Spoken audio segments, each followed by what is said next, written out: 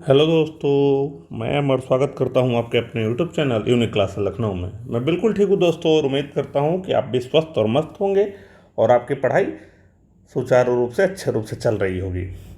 अब देखते हैं आज के टॉपिक में देखेंगे बुद्ध धर्म। क्या देखेंगे? बुद्ध धर्म। हमने पिछला टॉपिक जो कवर किया था जैन धर्म, उससे पहले वैदिक सभ्यता, फिर सिंधु घाटी सभ्यता। अब अगला टॉपिक देखेंगे बुद्ध धर्म और इसी वीडियो में पूरा कंप्लीट कर देंगे। देखिए, उम्मीद करता हूं कि आपकी पढ़ाई अच्छे से चल रही होगी और आप एग्ज़ाम को ध्यान में रखते हुए अपनी पढ़ाई प्रॉपर वे में कर रहे होंगे।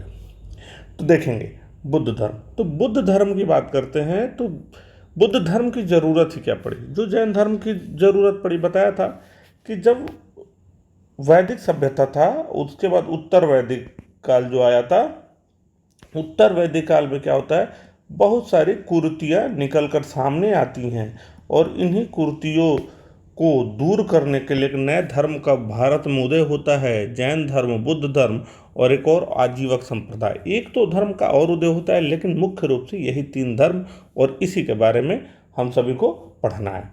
तो देखेंगे, तो जब बुद्ध धर्म के बारे में हम देखेंगे तो जो कुरीतियाँ होती है उसे दूर करने के लिए इसका उदय होता है, कौन संस्थापक था, कैसे क्या हुआ, सब कुछ देखेंगे। इसमें देखेंगे कि बुद्ध धर्म के जो संस्थापक देखेंगे, संस्थापक थे जिनका नाम था गौतम बुद्ध। बुद्ध धर्म के संस्थापक कौन? गौतम बुद्ध। और इन्हीं को एशिया का ज्योतिपुंज कहा गया है। एशिया का ज्योतिपुंज। अच्छा, एशिया का ज्योतिपुंज क्यों कहा गया होगा?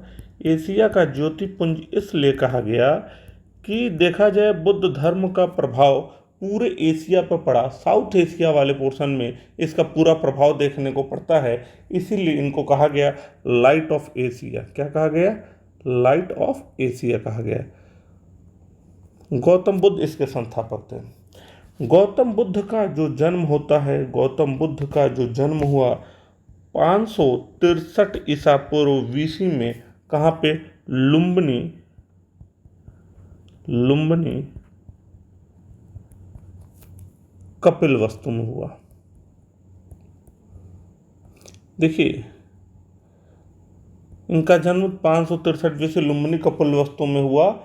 इनका जो बचपन का नाम था, पहले जो इनका नाम रहता है, ज्ञान प्राप्ति से पहले इनका नाम सिद्धार्थ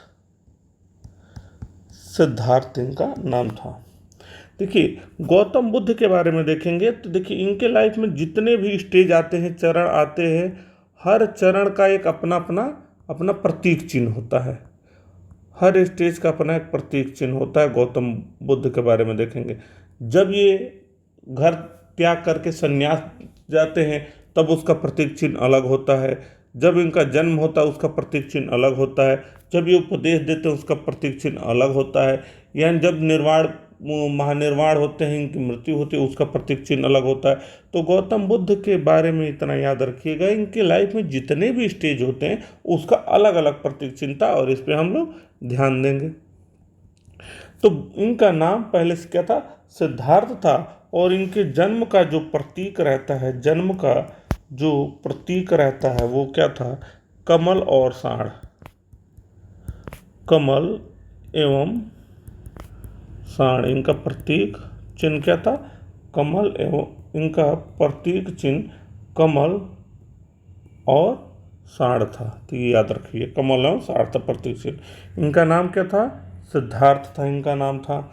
और कब जन्म हुआ था? 563 बीसी में। कहाँ पे? लुम्बिनी कपिलवस्तु में इनका जन्म होता है। बुद्ध धर्म के संस्थापक कौन? गौतम बुद्ध थे। इन्हीं को लाइट ऑफ एशिया कहा गया, हिंदी में एशिया का ज्योतिपुंज कहा गया। आई होप सो इतना समझ में आया होगा। हुआ क्या था, थोड़ा सा कहानी समझते हैं। गौतम बुद्ध का जो जन्म कपिलवस्तु में होता है, इनके जो पिता थे उनका नाम था सुदोधन। ये क्या थे? एक राजा थे, शाक्यगढ़ के मुखिया। यानी एक राज्य परिवार में जन्म लेते हैं गौतम बुद्ध। और गौतम बुद्ध के बारे में एस्ट्रोलॉजर ये बताते हैं कि इनका कुंडली देख के कि ये क्या बनेंगे? एक सन्यासी बनेंगे। अब यह बात जब सुदोधन को, इनके पिता को पता चलता है तो ये टेंशन में आ जाते हैं कि अपना तो एक ही छोरा, ये भी सन्यासी, क्या हमको तो इसको आगे राज्य चलाना है और सन्यासी बन जाएगा फिर पूरा खेल बिगड़ जाएगा। इसीलिए इनके पिता क्या करते हैं, शुरुआत से ही इनको बड़ी भोग विलासता वाला जीवन देते हैं।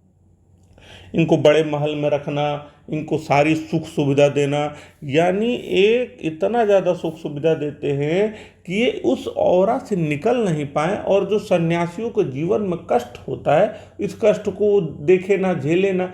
इसलिए इनको बचपन से इनके पिता ऐसे राजमहलों में सारी सुख सुविधा देते हैं। होता क्या है और भविष्यवाणी क्या होती है, एक बहुत बड़े सन्यासी बनेंगे। जब इनका जन्म होता है गौतम बुद्ध का, तो इनकी जो जब इनका जन्म जब इनका जन्म होता है तो इनकी जो माता होती है, कौन, इनकी माता का नाम माया देवी, या कहीं महामाया आता है तो उसे कंफ्यूजन आए होइएगा, महादेवी। इनकी 7 दिन के उपरांत मृत्यु हो जाती है। इनकी 7 दिन बाद क्या होती है, मृत्यु हो जाती है। तो इनका पालन पोषण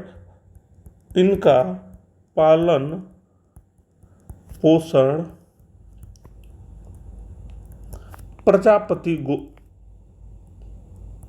गोमती के कारण होता है। प्रजापति गोमती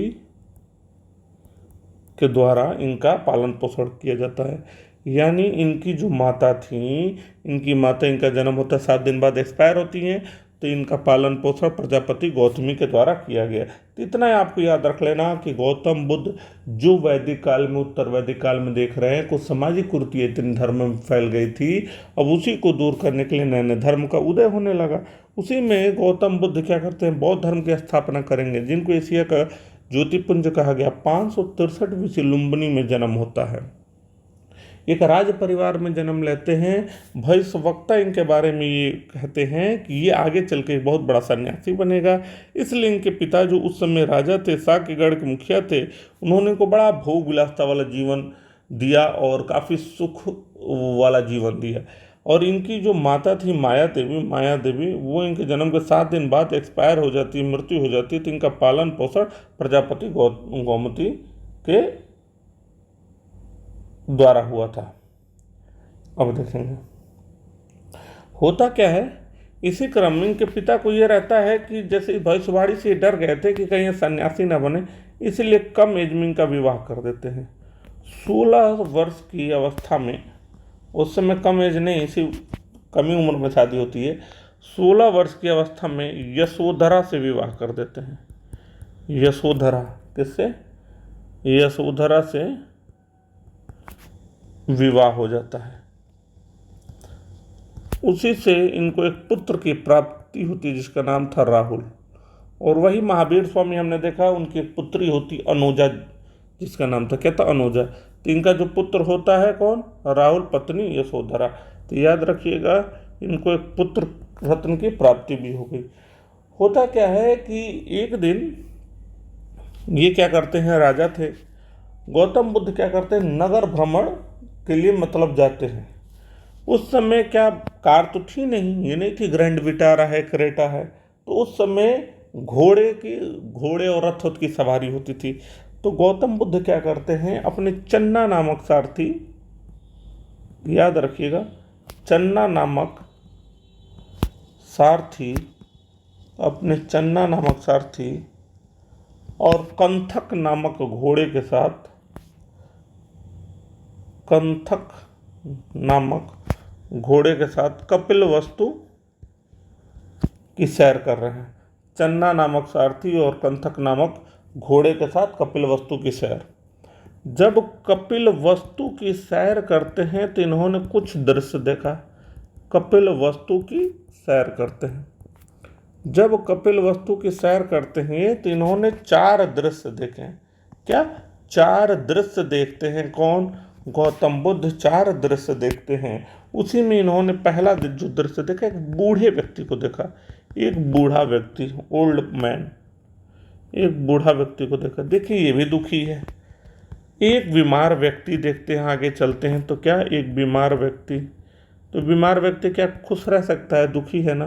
बूढ़ा व्यक्ति अपने बुढ़ापे से परेशान, बीमार व्यक्ति बीमारी से परेशान। तीसरा, एक 100 देखे डेड बॉडी, उसके पीछे लोग रोते हुए मतलब जा रहे थे, मतलब एक 100 देख रहे हैं। चौथा, एक व्यक्ति को देखते हैं सन्यासी। सन्यासी सन्यासी को देखते हैं, वो एकदम मलंग की तरह घूमता हुआ, सरफिरा मलंग की तरह घूमता हुआ, बिना किसी चिंता का, बिना किसी टेंशन का मस्त घूम रहा है, उसे कोई टेंशन नहीं, इच्छाओं को त्याग करके। जब ये तीनों व्यक्ति को देखते हैं गौतम बुद्ध, तो ये तीनों को देखते हैं, इनके दुखों का एहसास इनको होता है। लेकिन जब सन्यासी को देखते हैं, ये बड़ा मस्त मौला घूमता है, तो वो पूछते हैं अपने सारथी से कि आखिर ये कौन है, ये क्यों इतना मस्त है? तो वो बताते हैं ये सन्यासी हैं, इसको दुनिया से कोई लेना देना नहीं, अपने दुनिया में मस्त है। अब यहाँ से इनको ये चीज़ समझ में आती है, उनको ये लगता है कि इसको लग रहा है मोक्ष की प्राप्ति हो गई। ये सन्यासी है, इसने मतलब इच्छाओं का त्याग कर दिया, और निर्माण का अर्थ ही होता है तृष्णा का त्याग, यानी इच्छाओं का त्याग कर, निर्माण उसी को प्राप्त होगा जो अपनी इच्छाओं को प्राप्त कर देना। अभी हम बुद्ध धर्म की विशेषता में देखेंगे, तो मूल जो बुद्ध धर्म का क्या कंसेप्ट है, बुद्ध धर्म आया क्या, बुद्ध धर्म क्या कहता है, बिल्कुल इस वीडियो में आपको पूरा क्लियर हो जाएगा। अब होता क्या सन्यासी, अब यहाँ से आते हैं ये, अब इनके मन में सन्यास की अवधारणा उत्पन्न होती है। 29 वर्ष की अवस्था में गृह त्याग करते हैं, 29 वर्ष में गृह त्याग करेंगे, गृह त्याग करते हैं। और इन्हीं के जो गृह त्याग करते हैं, उसका प्रतीक क्या था? क्वेश्चन आएगा, घोड़ा। उसका प्रतीक होता है घोड़ा, और इसी के त्याग को, इस घर के अवस्था को, त्याग को क्या करते हैं? महाभिनिष्क्रमण।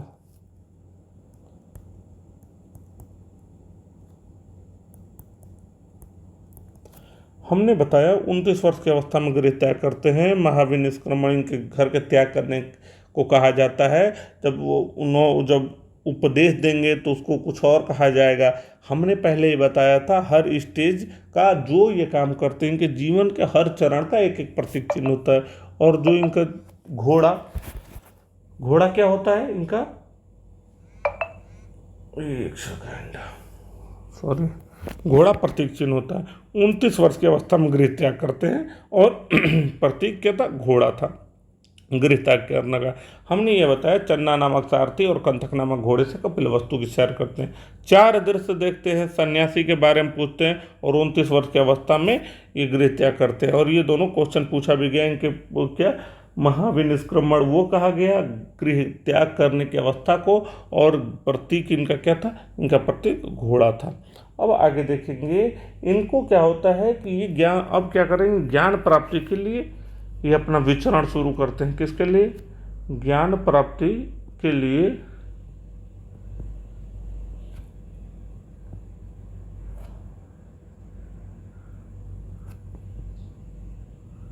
इंग्लिश वाले गेन नॉलेज।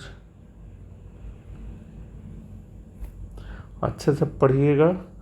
देखिए 12:51 हो रहे हैं, और इस समय वीडियो में शूट कर रहा हूँ, दिन में समय मिलता नहीं है, तो ठीक है, ध्यान दीजिए। जो ज्ञान प्राप्ति के लिए घूम रहे हैं, तो ये क्या करते हैं, ये घूमते घूमते पहुँचते हैं वैशाली।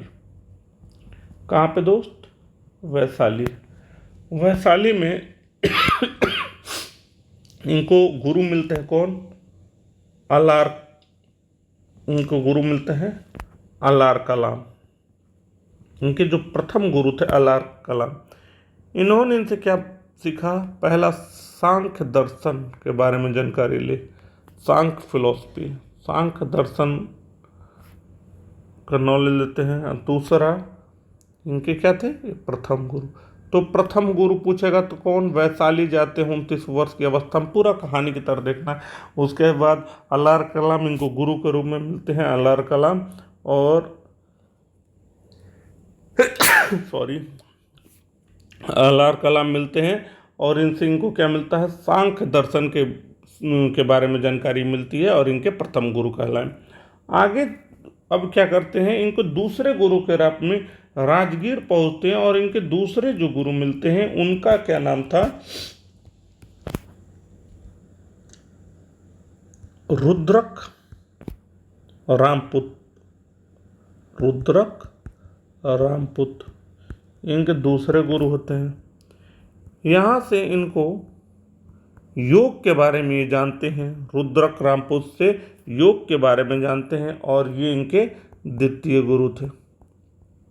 हमने क्या बताया कि सांख्य दर्शन वैशाली, सांख्य दर्शन जो इनके पहले गुरु अलार कलाम और दूसरे राजगीर और रुद्रक रामपुत क्या होते हैं, इनके दूसरे गुरु। और यहाँ से योग के बारे में, इनसे योग के बारे में जानकारी लेते हैं। प्रथम गुरु अलार कलाम सांख्य दर्शन के बारे में जानते हैं, वैशाली में मिलते हैं, दूसरे राजगीर में।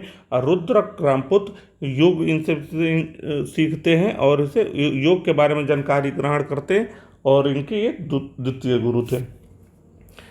ये आगे अब बढ़ते हैं, ये रुकते नहीं हैं, इनकी यात्रा सतत चलती रहेगी गौतम बुद्ध की। और देखेंगे उरुवेला में पहुँचते हैं। उरुवेला में इनको 5 साधक मिलते हैं। 5 साधक, 5 साधक मतलब वो भी साधना करने आए थे। मतलब ये 5 साधकों से मिलते हैं और उन्हीं के साथ ये आगे अपनी ज्ञान प्राप्ति के लक्ष्य को साधेंगे।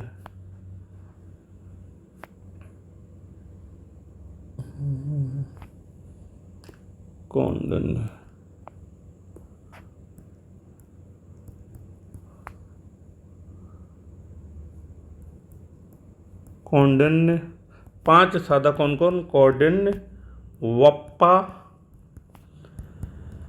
तीसरा भादिया,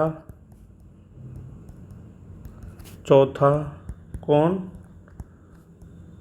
महानामा और 5वां अस्सागी।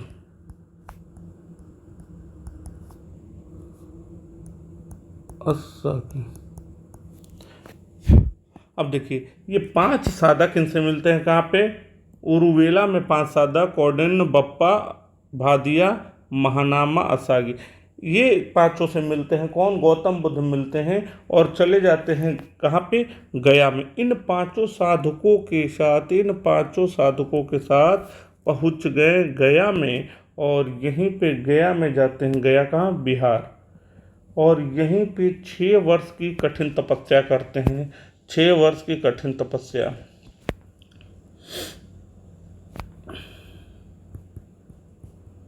देखिए ये तपस्या करते हैं, जब शुरुआत में कुछ दिन कठोर तपस्या करते हैं और इनको ये लगता है कि केवल कठोर तपस्या से ही ज्ञान नहीं मिलेगा, हेल्थ भी, इनको ये लगता है कि केवल कठोर तपस्या और कठोर साधक से ही ऐसे ज्ञान नहीं मिल जाएगा होने से, और इनको ये लगता है हेल्थ भी मस्ट है। और इन्होंने क्या? मध्यम मार्ग अपनाया, बहुत कठोर नहीं, जबकि आप उसमें देखेंगे जैन धर्म में तो बहुत कठोर तपस्या थी। मध्यम मार्ग अपनाते हैं कौन? गौतम बुद्ध।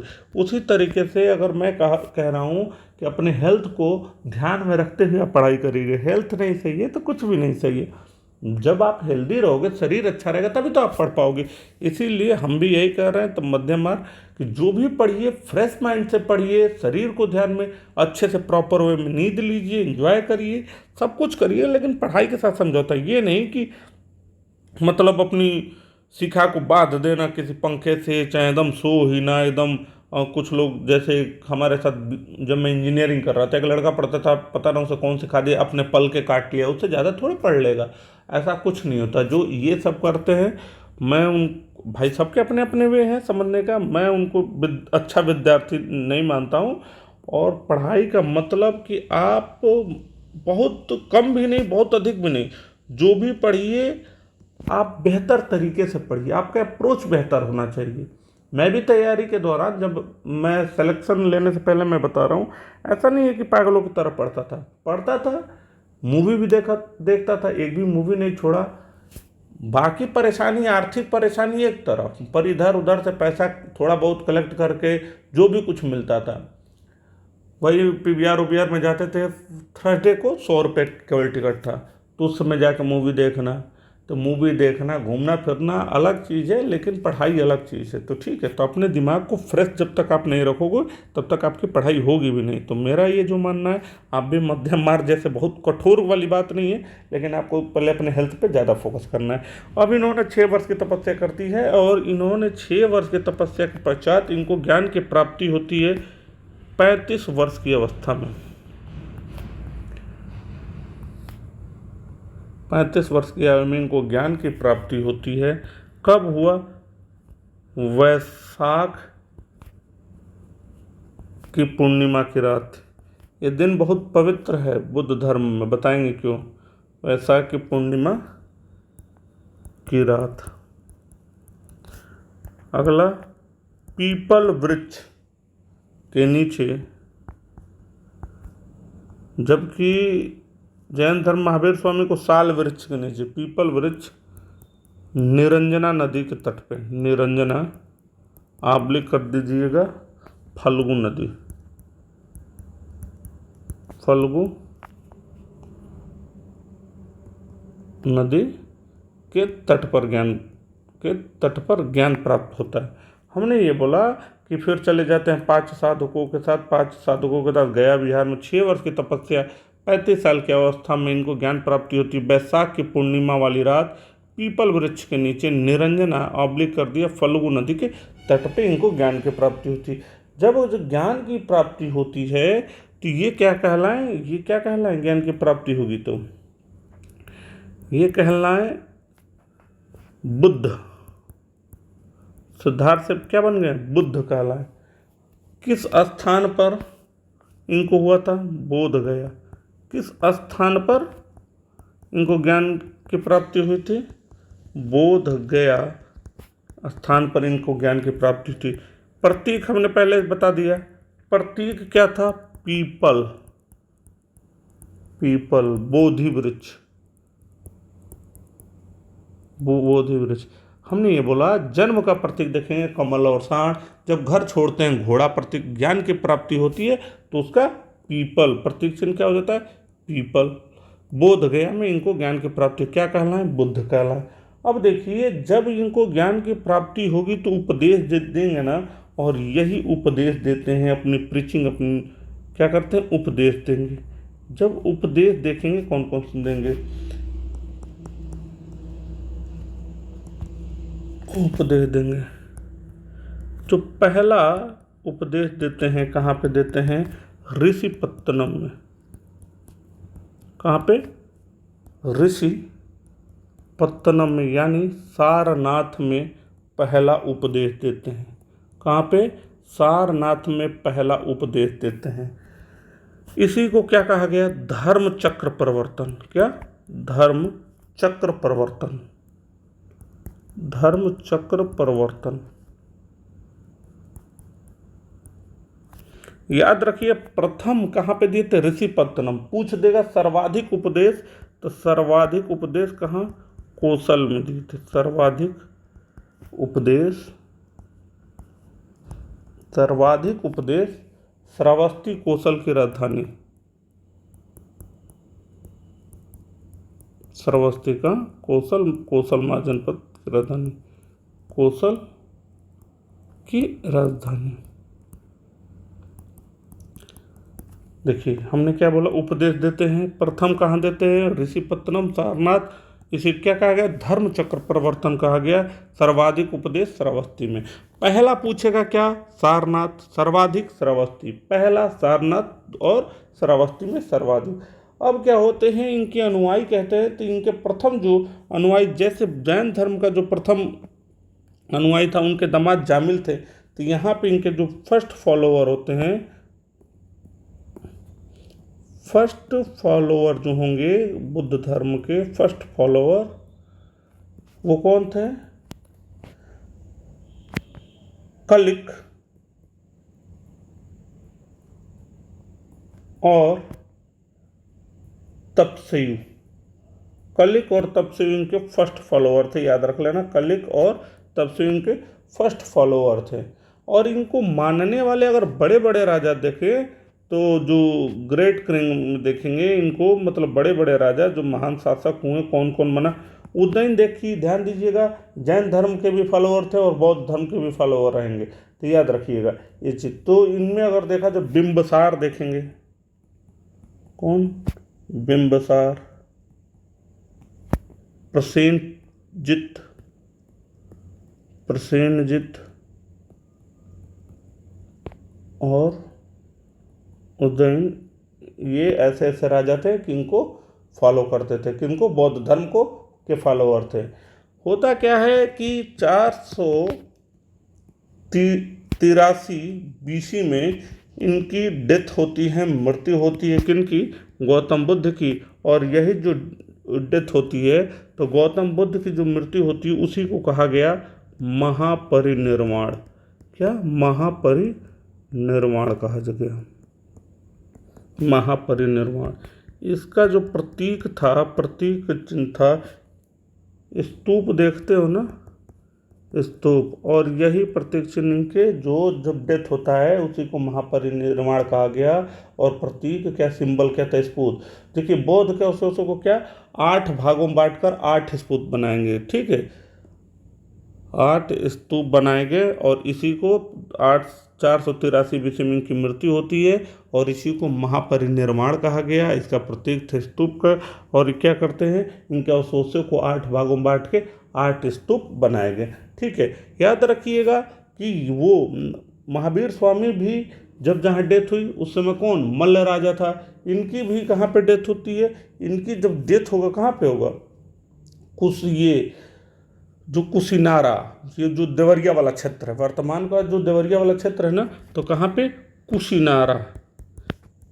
ये भी कहा मल्ल राजा, यहाँ पे मल्लों का शासक था। कुशीनारा जो देवरिया है ना, गोरखपुर के बोल, कुशीनारा वाले क्षेत्र में, यहीं पे इनकी मतलब डेथ होती है, मृत्यु होती है। कहाँ पे, कुशीनारा में। यहाँ पे कौन थे, मल्लों का शासक था, मल्ल शासक थे। जबकि गौतम बुद्ध के आप पावापुरी में जब उनकी डेथ होती है वहाँ पे भी मल्ल राजा थे और यहाँ पे भी मल्ल राजा थे। तो ये चीज़ याद रखिएगा कि इसमें किसमें, बुद्ध धर्म। बुद्ध धर्म एक बार फिर से रिवाइज करते हैं। कुछ नहीं, जो कुरीतियों को दूर करने के लिए नए नए धर्म का उदय होता है। संस्थापक कौन थे, गौतम बुद्ध। गौतम बुद्ध को लाइट ऑफ एशिया कहा गया क्योंकि पूरे एशिया में फैला हुआ था। 563 BC लुम्बिनी में जन्म होता है। आते हैं एस्ट्रोलॉजर, कहते हैं ये तो सन्यासी बनेगा। पिता चिंतित, पिता का नाम सिद्धार्थ, एक राजा, पिता का नाम सुदोधन, एक राजा जो साक्यगढ़ के मुखिया थे। इनका पहले बचपन का नाम सिद्धार्थ था। इनका जो प्रतीक चिन्ह, हर स्टेज के अलग अलग प्रतीक रहेंगे, तो कमल और साठ। सुदोधन को चिंता होती है कि यार ये कहीं तो छोरा काहे चला गया, मान लीजिए सन्यासी बन जाएगा, राजपाट कौन संभालेगा। इसलिए इनको बड़ी भोग विलासता इनको दी जाती है और बहुत प्यार से पाला जाता है। जब इनका जन्म होता है तो इनकी माँ माता देवी 7 दिन के बाद मृत्यु हो जाती है और इनका पालन पोषण प्रजापति गौतमी के द्वारा किया जाता है। 16 वर्ष की अवस्था में इनका विवाह यशोधरा से किया गया और राहुल इनका एक पुत्र पैदा होता है। कुछ और भी आपको बता दूं, यशोधरा बाद में जाकर मिलती हैं और कहती हैं कि आप तो बन गए सन्यासी, आखिर मेरी क्या गलती थी, मेरे पुत्र की क्या गलती थी जिससे आप एक पिता का हक छीन लिए, मुझसे एक अपने पति का हक छीन लिए। कहें कि जो तुम्हें छोड़कर गया था वो कौन था, सिद्धार्थ था। वो सिद्धार्थ तुम्हारा पति था और इसका पिता था। मैं अब गौतम बुद्ध हो चुका हूँ। होता क्या है कि एक दिन कपिलवस्तु को घूमने के लिए अपने चन्ना नामक सारथी और कंथक नामक घोड़े से निकलते हैं गौतम बुद्ध और चार दृश्य देखते हैं। बूढ़े व्यक्ति, बीमार व्यक्ति, 100 और सन्यासी को देखते हैं मस्त मौला मलंग की तरह घूम रहा है, ना कोई टेंशन ना कोई फिक्र, मस्त झोला लेकर आए हैं, झोला लेकर चले गए वाला सीन। अब देखिए, अब इससे बड़ा वो होते हैं और 29 वर्ष की अवस्था में गृह त्याग करते हैं और इसी को कहा गया, इनके गृह त्याग का जो प्रतीक चिन्ह था घोड़ा था और इसी को महाभिनिष्क्रमण कहा गया। ज्ञान प्राप्ति के लिए जब जाते हैं वैशाली पहुंचते हैं, पहले गुरु अलार कलाम से मिलते हैं और उनसे सांख्य दर्शन के बारे में इनको जानकारी होती है, सांख्य दर्शन के बारे में जानकारी मिलती है। और इनके प्रथम गुरु राजगीर में इनके रुद्रक रामपुत्र दूसरे गुरु मिलते हैं, उनसे योग के बारे में सीखते हैं और द्वितीय गुरु। आगे चलते हैं उर्वेला में इनको 5 साता कौंडिन्य बप्पा भादिया महानामा असागी मिलते हैं और उन्हीं के साथ गया पहुंच जाते हैं। 6 वर्ष की तपस्या करते हैं। इनको ये लगता है कि केवल कठोर तपस्या से ही ज्ञान नहीं मिलेगा, इसका मार्ग मध्यम भी अपनाया जा सकता है। तो इनका मध्यम मार्ग था। 35 वर्ष की अवस्था में इनको ज्ञान की प्राप्ति होती है। बैसाख की पूर्णिमा की रात, जन्म भी बैसाख की पूर्णिमा रात और ज्ञान की प्राप्ति भी बैसाख की पूर्णिमा की रात। पीपल वृक्ष के नीचे निरंजना ऑब्लिक फल्गु नदी के तट पर इनकी ज्ञान की प्राप्ति होती है। और जब ज्ञान की प्राप्ति होती है तो क्या बुद्ध कहलाए। और जब महावीर स्वामी को ज्ञान की प्राप्ति होती है, जिन कहलाते हैं, निर्गंथ कहलाते हैं, बताया था सब। और किस स्थान पे इनको ज्ञान की प्राप्ति होती, बोध गया। प्रतीक हमने बताया, हर स्टेज का अलग अलग प्रतीक। पीपल, बोधि वृक्ष। उपदेश जाते हैं, देते हैं। जब ज्ञान की प्राप्ति होगी तो प्रीचिंग तो देंगे, प्रचार प्रसार उसका करेंगे ही। उपदेश देंगे, प्रचार प्रसार होगा। और यही देखिए मोक्ष, देखिए मेनली क्या है ना, मुख्य चलिए आगे बताएंगे, तृष्णा इच्छा नहीं, तभी यहाँ कंफ्यूज हो जाओगे। उपदेश, प्रथम जो उपदेश ऋषि पत्तनम सारनाथ में देते हैं और इसी को धर्म चक्र प्रवर्तन कहा गया। सर्वाधिक उपदेश प्रथम सारनाथ ऋषि पत्तनम, सर्वाधिक श्रावस्ती कौशल की राजधानी थी। पहले कलिक और तब से इनके पहले फॉलोअर बनते हैं। जो राजा थे बिंबसार, प्रसेनजित, उदयन, ये सब क्या होते हैं,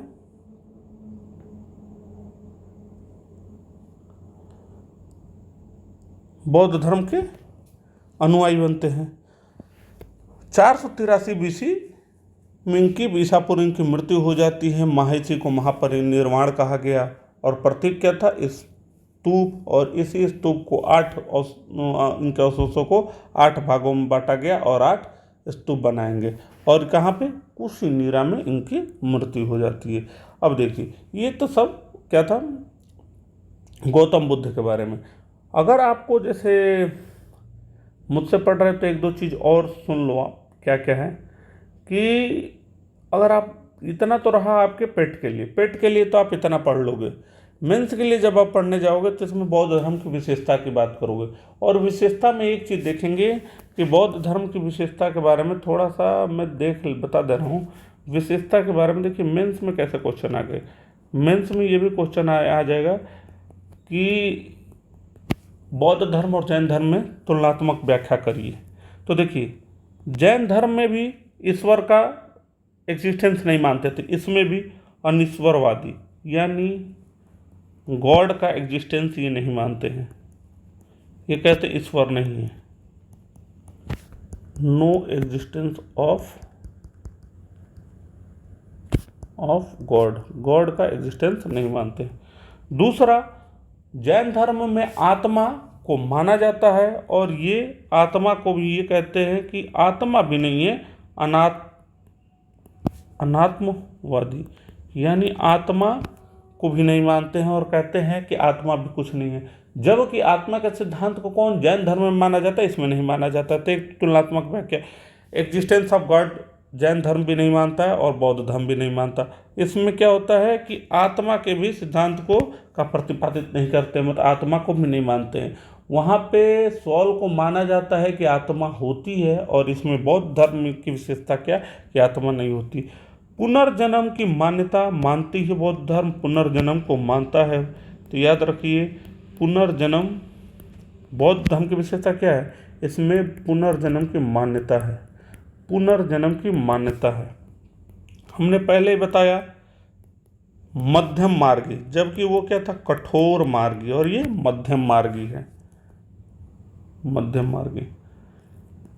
बौद्ध धर्म में देखेंगे बुद्ध के 4 सत्य, बुद्ध के 4 आर्य सत्य, बुद्ध के 4 आर्य सत्य।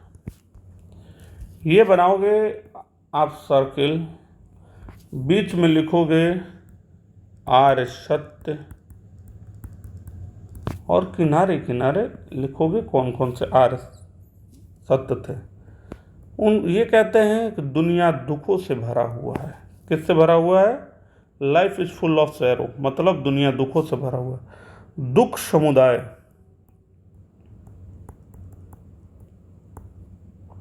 दुख के कारण बताते हैं। दुख समुदाय, दुनिया दुखों से भरा हुआ है।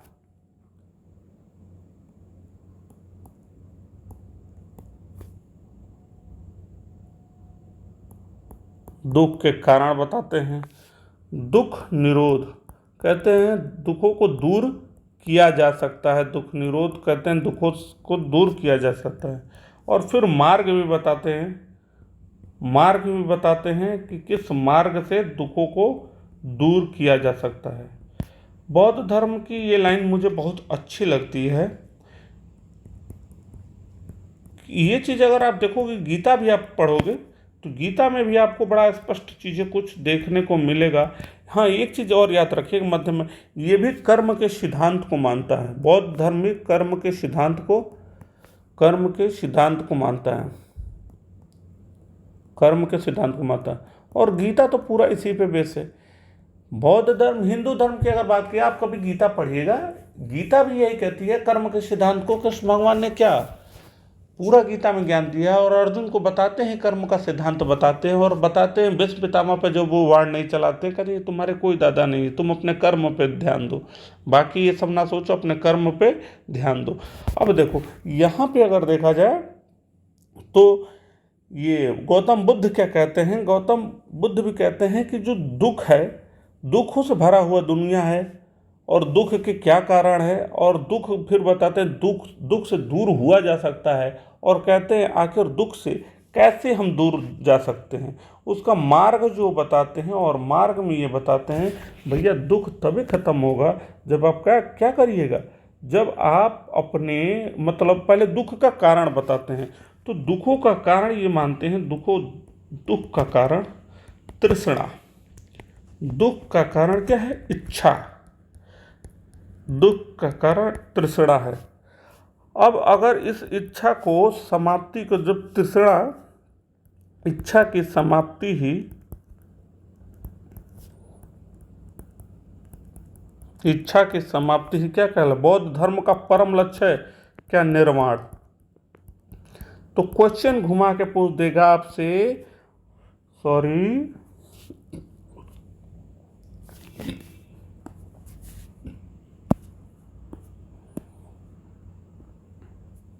पूछ देगा बुद्ध धर्म का परम लक्ष्य। तो बुद्ध धर्म का परम लक्ष्य क्या है, निर्वाण प्राप्त करना। निर्वाण कैसे प्राप्त होगा, इच्छा की समाप्ति कर दीजिए, निर्वाण आपको प्राप्त हो जाएगा। तो देखिए इनका बुद्ध धर्म का परम लक्ष्य क्या है, निर्वाण की प्राप्ति, और इससे दुखों की मुक्ति मिलती है। बिल्कुल, अगर आपकी इच्छा, जैसे मान लीजिए आप मन ही मन दुखी हो रहे, नहीं मुझे थार गाड़ी चाहिए, थार गाड़ी चाहिए, इस इच्छा को खत्म कर दीजिए, मस्त मौला रहिए। ठीक है, आप जितने में हो, मोटरसाइकिल में हो, क्यों बैंक से लोन कराना, बाइक से घूमो, घूमना ही है आपको, जगह पर पहुंचना है, टैक्सी से चले जाओ, तो एक लोन वाला प्रेशर नहीं रहेगा ना। घूमते रहे वो आप 4 व्हीलर से, लेकिन दिमाग में ये है कि लोन ना चुकाऊं तो फिर बेइज्जती हो जाएगी, मोहल्ले में रिकवरी वाले आएंगे, ये करेंगे वो करेंगे, बेइज्जती करेंगे। वैसे रिकवरी अगर तो देखा जाए, ये तो रूल्स है, रिकवरी वाले आपको पब्लिकली आपको नहीं कुछ टोक सकते हैं, कुछ कर सकते हैं। चलिए ये तो ला की बात हुई, बाद में बताएंगे कभी। तो ये सब चीज़ों की इच्छाओं की समाप्ति के लिए, और यही बुद्ध धर्म का परम लक्ष्य है, निर्वाण की प्राप्ति। तो ये रहा गौतम मतलब बुद्ध धर्म की विशेषताएं हमने बता दिया। अब याद रखिएगा कि थोड़ा सा इस पे चलते हैं। तो ये तो विशेषता हो गया। हो सकता है देखिए मेंस में क्वेश्चन कैसे पूछता है ये तो आप जानोगे, एक वनडे एग्जाम के लिए इतना आपको पर्याप्त है। मेंस में क्वेश्चन पूछेगा कि जैन धर्म और बौद्ध धर्म की तुलनात्मक व्याख्या करिए, या जैन धर्म की विशेषताएं बताइए। आप यहाँ से आप एक चीज़ अपने दिमाग में बैठा लो, क्या ये नो एग्जिस्टेंस ऑफ गॉड मानते हैं, आत्मा के सिद्धांत को नहीं मानते हैं, पुनर्जन्म की मान्यता मानते हैं, आत्मा की मान्यता नहीं मानते। ये मध्य मार्गी बताया था, गौतम बुद्ध जब तपस्या करने गए वो सब बताया था।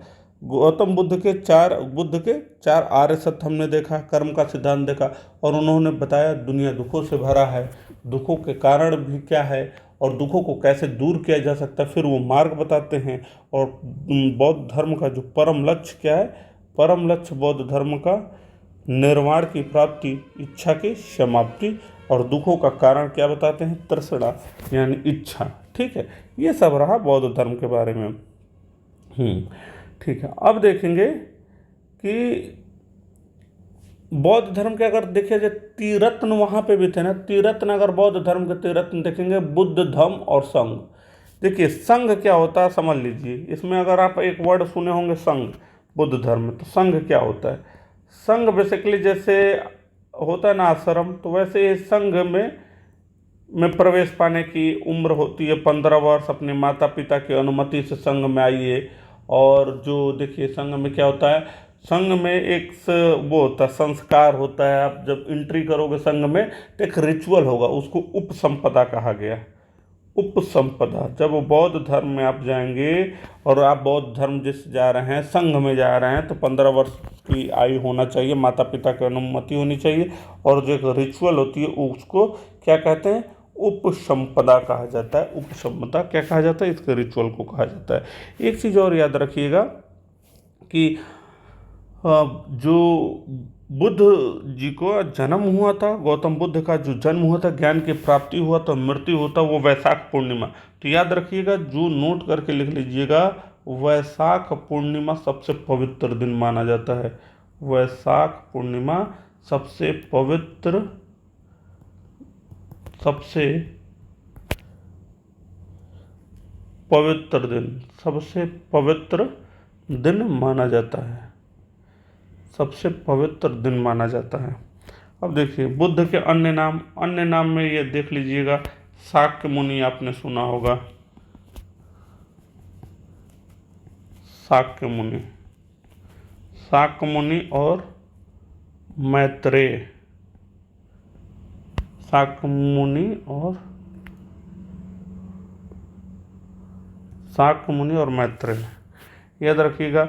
इन्हीं के प्रचार, जो बुद्ध धर्म के सर्वाधिक प्रचार किए थे, गुरु रिनपांच।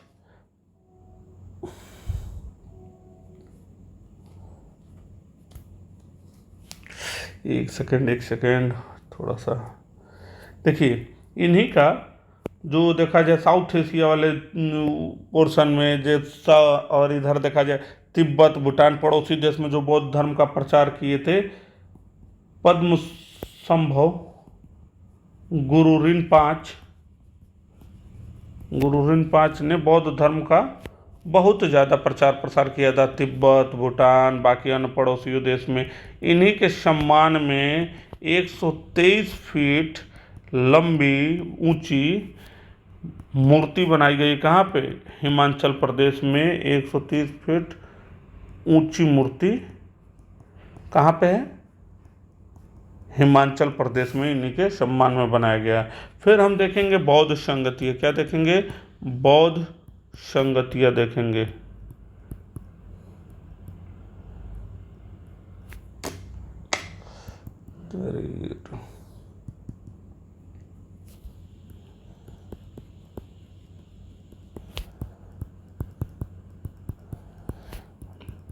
बौद्ध संगतिया, बौद्ध संघ। देखिए प्रथम बौद्ध संगति देखेंगे, बौद्ध संगति।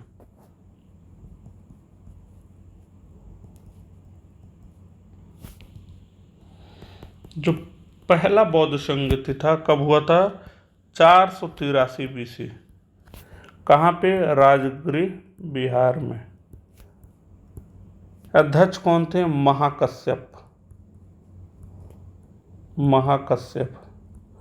शासनकाल किसका था? अजातशत्रु। किसका?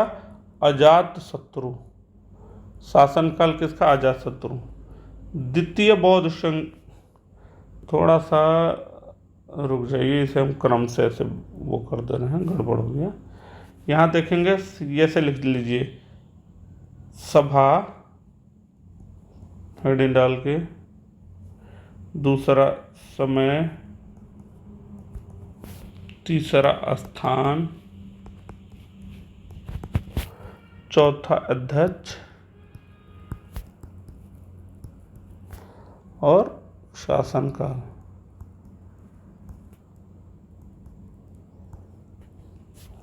पहला देखेंगे, प्रथम देखेंगे। प्रथम कहाँ पे हुआ था? समय कब? 383 BC। देखिए ये क्लास में पेट ओरिएंटेड चला रहा हूँ, ठीक है। अब अगला आएगा तो अब चंद्रगुप्त मौर्य देखेंगे आप उसमें। सॉरी, चंद्रगुप्त मौर्य तो थोड़ा देख ले। अशोक, मेन सिलेबस में अशोक ही है। अध्यक्ष कौन? महाकश्यप। शासनकाल कौन? अजात शत्रु।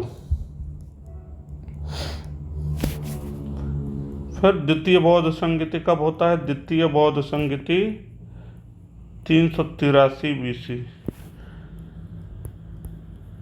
100 साल बाद। स्थान कहाँ? वैशाली में।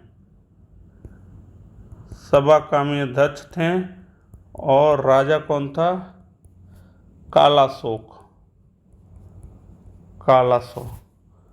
तृतीय बौद्ध संगीति होता है 255 BC में। कहाँ पे? पाटलिपुत्र में, पटना पाटलिपुत्र में। मोगलीपुत्र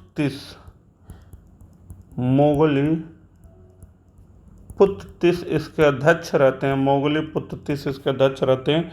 और सम्राट कौन थे? शासनकाल किसका था? अशोक। अशोक भी सर्वाधिक बौद्ध धर्म का प्रचार करेंगे। चतुर्थ देखेंगे तो बौद्ध संगति थे ईसा की प्रथम शताब्दी। कहाँ पे स्थान? कुंडलवन। अध्यक्ष कौन थे? वसुमित्र।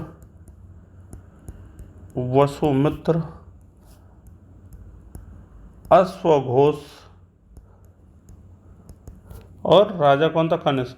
याद रखिए इसी में क्या होता है, बौद्ध संगति चतुर्थ में क्या होता है, बौद्ध धर्म दो भागों में बट जाता है, हीनयान और महायान। हीनयान और महायान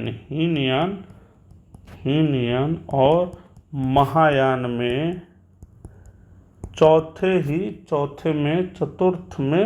चतुर्थ संगति में दो भाग में बट जाता है, हीनयान और महायान में बट जाता है। तो याद रखिएगा। प्रथम कब हुआ था? 483 BC। इसी में इनकी डेथ होती है ना, 483 BC में डेथ होती है किनकी? गौतम बुद्ध की। बताया था ना 483 BC में। कहाँ में महापरिनिर्वाण कहा गया? कहाँ पे हुआ? कुशीनारा देवरिया क्षेत्र में। कहाँ पे स्थान? राजगृह। कहाँ? बिहार में है। अध्यक्ष कौन थे? महाकश्यप। शासनकाल किसका था? अजातशत्रु। द्वितीय 383 BC, 100 साल बाद। स्थान कहाँ? वैशाली। अध्यक्ष सभाकामी। कौन था शासक? कालाशोक। तृतीय 255 BC। कहाँ? पाटलिपुत्र। कौन अध्यक्ष? मोगलीपुत्र। शासनकाल अशोक का। चतुर्थ में ईसा के प्रथम शताब्दी। कुंडलवन। अध्यक्ष कौन थे? वसुमित्र। अश्वघोष। कौन राजा था? कनिष्क राजा था। ठीक, तो ये सब याद रखिएगा। और चौथे ही सभा में क्या होता है कि बुद्ध धर्म दो भागों में बट जाता है, जिसकी एक शाखा हीनयान कहलाई और एक शाखा महायान कहलाई। तो ये रहा अपना बुद्ध धर्म। तो बुद्ध धर्म से कुछ देखिए, जो अंडरलाइन हमने किया वो सब याद कर लीजिएगा, और डायरेक्ट एग्जाम में क्वेश्चन पूछते हैं तो आप बता दीजिएगा। सबसे ज़्यादा एक चीज़ याद रखिएगा, पहला उपदेश सारनाथ में और सर्वाधिक कहाँ? श्रावस्ती में। उसके बाद इनकी बौद्ध संगतियाँ याद रख लीजिएगा, इसको स्क्रीनशॉट ले लीजिएगा और याद कर लीजिएगा। ठीक है। अन्य नाम शाक मुनि मैत्रेय बताया ही था। और बुद्ध धर्म का परम लक्ष्य हमने बताया निर्वाण। जब आपको पीसीएस और मेंस उनकी क्लास पढ़ाई जाएगी तो वहाँ पर पूरा और डिटेल में बताया जाएगा कि इसकी विशेषता क्या है, तुलनात्मक व्याख्या क्या है, किस तरीके से आपको आंसर को अप्रोच करना है, बहुत डिटेल में बताया जाएगा। फिलहाल अभी पेट का एग्ज़ाम है, उसको ध्यान में रखते हुए जल्दी सिलेबस कंप्लीट कराना है। और आपसे ये आज बौद्ध धर्म हो गया, बाकी मॉडर्न हिस्ट्री वाला तारा सर क्लास दे ही रहे हैं, उसमें देख लीजिएगा। तो लगातार ऐसे क्लास चलेंगे, तो उसके लिए बिल्कुल परेशान ना हुए, और सारी क्लास आपको टाइम से मिलती रहेगी। और उम्मीद है कि जल्दी ही ख़त्म करा दिया जाएगा इसका सिलेबस। तो उम्मीद करता हूँ कि आपको समझ में आया होगा। अगर कोई भी इसमें कंफ्यूजन है, कहीं कुछ समझ में नहीं आ रहा, प्लीज़ कमेंट बॉक्स खुला है और ज़रूर कमेंट करिएगा, और क्वेश्चन आप कोई भी पूछ सकते हैं। हाँ, चलिए तब तक के लिए धन्यवाद। जय हिंद, जय भारत, जय जय माँ भारती। जय हिंद।